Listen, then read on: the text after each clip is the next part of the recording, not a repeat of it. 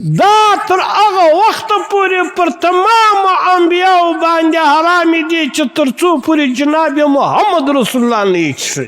او بیا الله پاک ورته وویل حساب دا پر تمامو امتو باندې حرامې دي چې تر څو پورې د جناب محمد رسول الله امت له دې چینو څخه څښل نه یې کړي.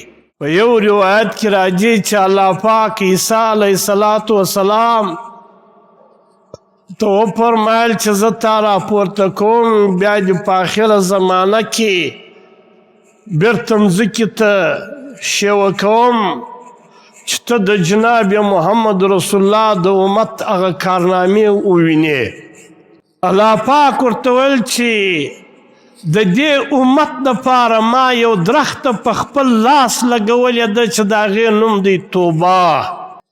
نبی علیه السلام په یو روایت کې د دې توبه د درختې تعریف کوي چې توبه یو درخته ده په جنت کې. نبی علیه السلام فرمایي که یو سړی د دغه درختې پر دغه جړ باندې دی راګرځي پر ډډ باندې چې د 5 کالو اوښ باندې سپور شي او دی سفر پر شروع کړي د دا اوښ اډونه به ختم شي، لیکن د دې درختې چې کوم ساخ دی دا ته به نه ورسېږي. د دې درختې دا تنه چې کومه ده دا د سونې ده، د دې پاڼې او شاخلې دا د جواهرو دي، د دې له پاڼو څخه ورېښمي جنتي لباس راوځي. د دې دا پاڼې چې سره ټکراو شي له دې څخه بهترین موسیقي الله پاک پیدا کوي د جنتیانو دپاره. د دې درختې ګوند چې موږ کونډرې ورته وایو دا عسل، شات او زنجبیل دی. د دې درختې په جړ کې 3 چینې دي.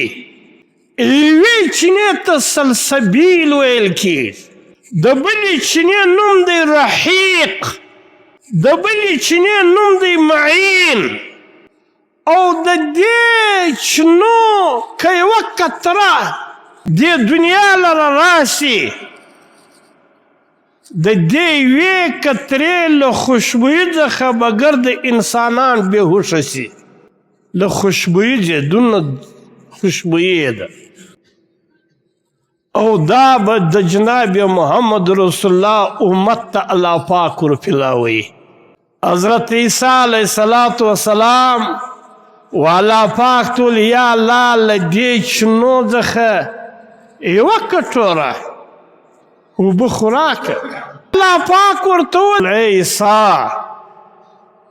د دغه درختې د توبه په جړ کې چې کومې چینې دي رحیق، سلسبیل، معین، دا تر هغه وخته پورې پر تمامو انبیاو باندې حرامې دي چې تر څو پورې جناب محمد رسول الله نه یې څښي.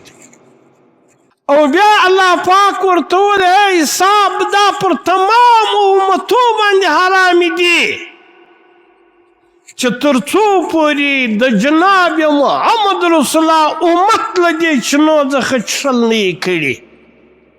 څونه غټ مقام الله پاک دې امت ته ورکړی دی. او دا مقام یې د دغه دین په برکت ورکړی دی چې زموږ زندگی د الله د حکم او د جناب محمد رسول الله د طریقې مطابق